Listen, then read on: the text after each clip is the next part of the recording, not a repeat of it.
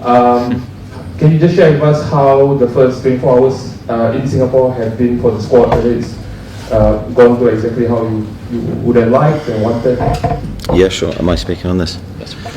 Hello, everybody. Is it on? Yeah. Hello. Yeah. You got it. Yeah, it's been really good actually. I think of course, the natural thing you have with the challenge is the travelling. Not so bad for us as coaches, tougher for the players. But we arrived yesterday, we trained, had a good training session. It is hot, it is humid for the players.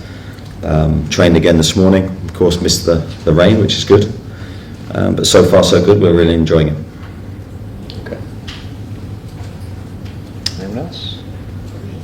Yeah. Kelvin from EFP, and welcome to Singapore. I just got two questions. Are you able to share an update on Alexander Isak's thigh injury that's ruling out from the travelling squad this week? And second question is, can Newcastle better expect to see him in St James Park in the new season? Yeah, with his injury, I've got no major update on that. I think he first mentioned his thigh just before the Celtic game, and we assumed it would be very minimal injury, nothing too serious.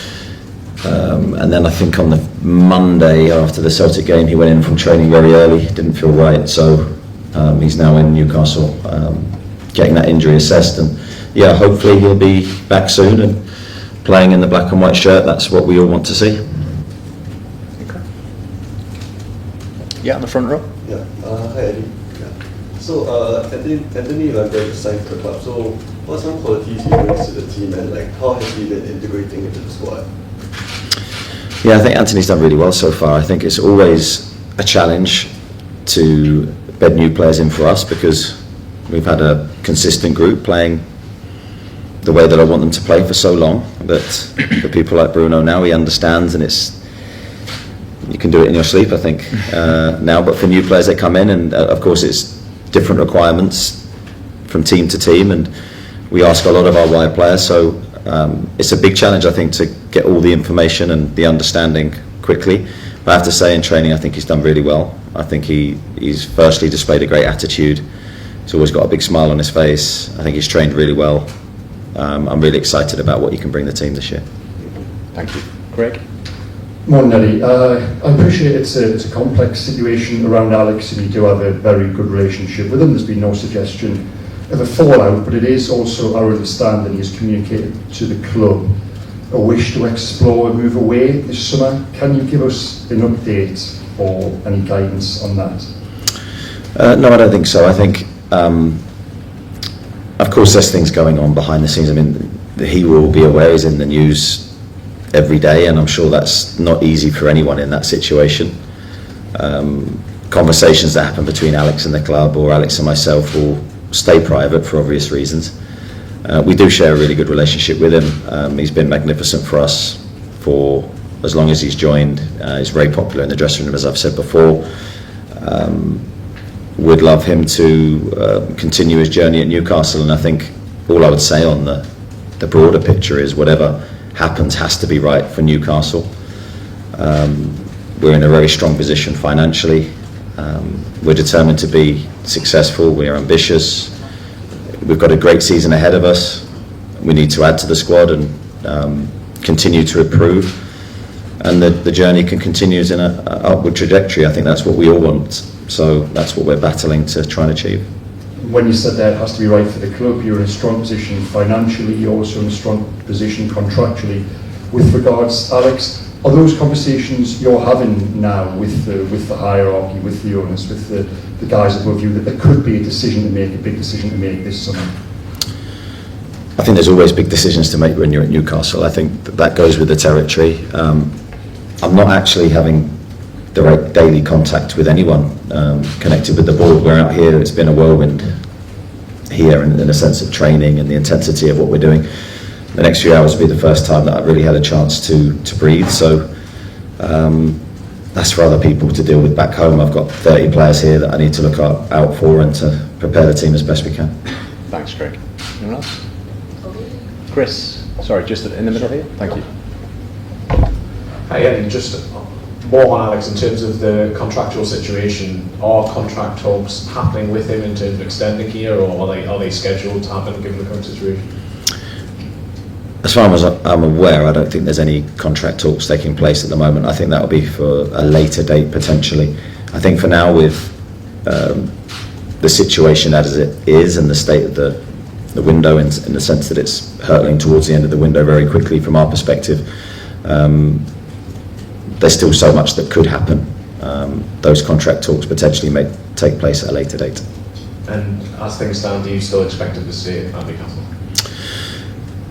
I think you're trying to put words in my mouth there, Chris. I think I said against Celtic after the game, I certainly hope he stays, and I said I was confident that he'd stay. I don't see anything that's going to change that opinion of mine at the moment, but it's football and who knows what the future may bring. And on the wider transfer front, how are things going? Are you close to making any inroads there? Because I know you spoke last week about sort of frustration of going for so many players this summer and it not quite happening. Obviously, nobody's arrived in that interim week. Yeah, the window's still challenging for us. I think we have multiple players that we're looking at across multiple positions. I think all clubs will say the same though. I know other clubs have brought more players in than we have, but it is a challenging window because prices are going up and the pool of players we have to pick from is small, as I've said before, but we are actively in the market. We are looking. I feel we need to do business. We need to bring players in. We feel with the challenge of the calendar, the football calendar this season, with all the games that we're going to have, we need the options and the depth. As we found out 2 years ago, it's a totally different campaign with Champions League football. So again, I hope that we can bring players in before the window shuts. Players, not just players in, players that can make a difference and take us forward. We won't stop until that window is shut. Thanks, Chris. I can see Bruno's feeling quite lonely on the end here. Come on, give him some questions. Please. I'm very good here. Take the heat off me for a minute. Anyone else? Question for Bruno. Yeah, we go. So, Thank you. no worries. So how have you, as club captain, welcomed Anthony Lambert to the squad, and what do you think he can bring, after qualifying for the Champions League? How does he contribute to the ambitions of the club in the next season? Said the same option, the Gaffer. I think he's training brilliant. He really surprised me. Very good guy, very focused, always smile.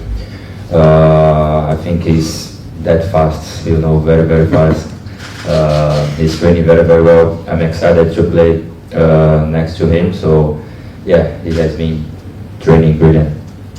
Thank you. Going to go to the back of the room again? Yes, this is for Bruno. You mentioned yesterday in our brief chat that one of your focuses now is to sort of just keep the boys with you here, motivated and ahead for the season that's to come. Can you share how tough is it to motivate and keep the players' spirits up throughout such a long, hard season in terms of football and all this? And also, just a quick one for Eddie. You mentioned about needing to add to the squad. Can you share or give us an idea like how many bodies you ideally like to have added to the squad? Yeah, I think we had the best season ever in the club history in last season. So now the challenge is keep it going, not stop. It was that good last season, but for me it's not enough. I want more. I want to keep winning. Like I said yesterday, if I lost my ambition, I can go home to Brazil and chill. It's not what I'm looking for now. I'm looking for keep improving, keep winning, keep making history for this club. So yeah, I think we're in a great position. Like the Gaffer said, everyone is feeling very, very good at the moment. So we're in a great position, and we hope we can make an unbelievable season again. Yeah, to your second point, I think it's not about numbers, it's about quality. So for me, we've identified the positions that we're looking to recruit in, and then can we find the players of quality that can make our team better? If they don't make the team better or the squad better, then we won't sign them. Thank you. Going to go to the middle of the room on the left. Alex Howe from BBC. On a broader subject, when a player maybe expresses they want to try or find a different scenario or something new, have you experienced that before as a manager, and do you always try and find a way back for them, or does it make it more difficult for them to get back into the group?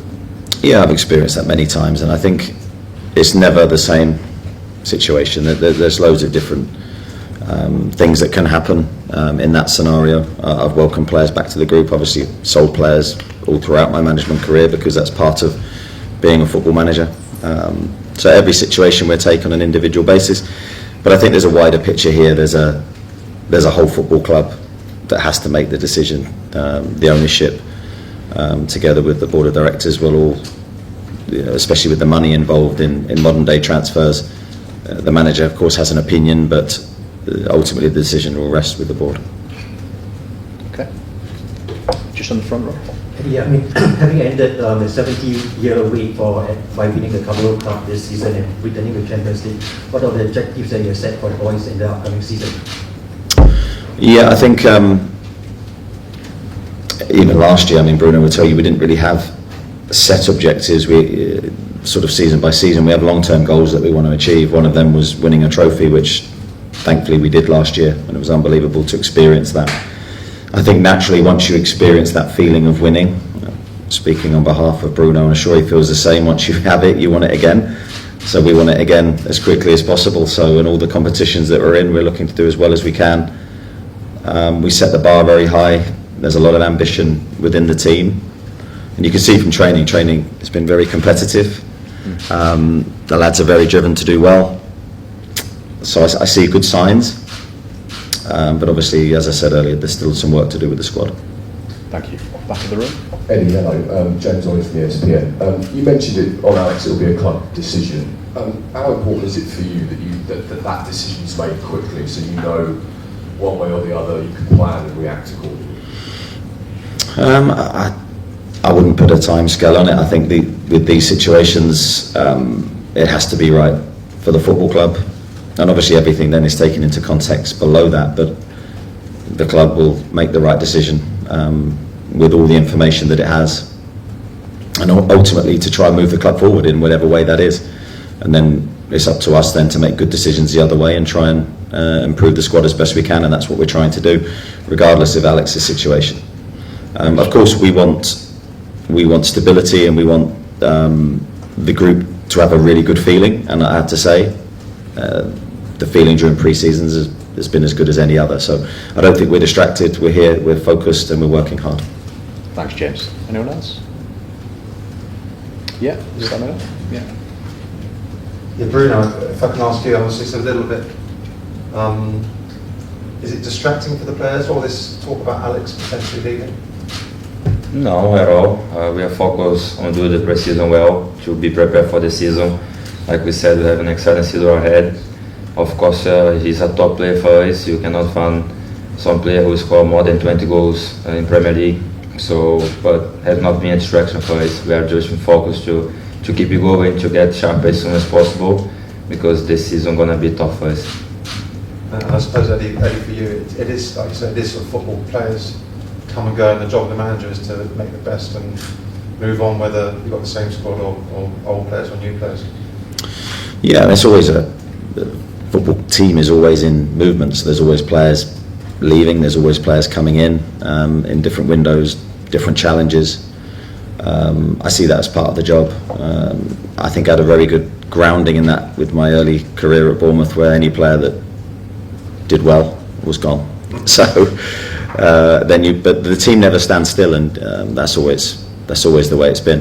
And that's no prelude to what's going to happen with Alex. We'll wait and see what happens in that situation. But I think for us, we're relaxed on the situation. We are looking forward to working with the team and trying to hit new heights. Okay, we'll take a couple more. We'll start on the end of the front row and then with Craig, please. Yes, please.